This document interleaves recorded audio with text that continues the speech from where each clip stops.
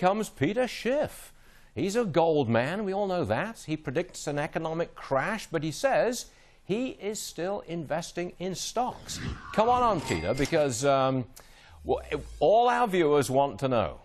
Okay, what stocks are you buying? I never stopped buying stocks. I've been buying them for years. I'm mostly buying international stocks, but I still have some stocks in the U.S. I have a lot of oil investments here. You notice oil prices are up 2% today, so it's a bigger move in the oil price than in the stock market. But, it's important not to confuse rising asset prices with an economic recovery. Okay, the U.S. economy is in a lot of trouble. Hold on, Peter. I'm sorry. I always interrupt you, and I'm very sorry about that. But our viewers want to know, what stocks, specifically, what stocks is Peter Schiff investing in? Go on.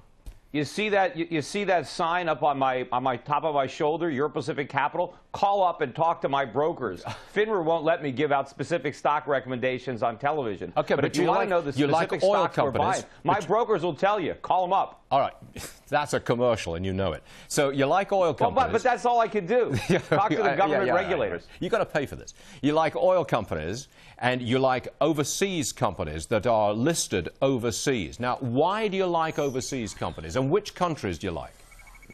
Yeah, well, I specifically like Southeast Asia. We're over-invested in Singapore and Hong Kong. We also have money in Australia, New Zealand, and Scandinavia, some Latin America. We have money in Chile, in Peru. But I like countries where I think that purchasing power is going to go up, where I think the currencies are going to gain against the dollar, where you have less regulation, lower taxes, more legitimate economic growth, not just bubble blowing, which is all we have in the United States. You keep hearing all this talk about, an exit strategy. I don't believe the Fed has an exit strategy.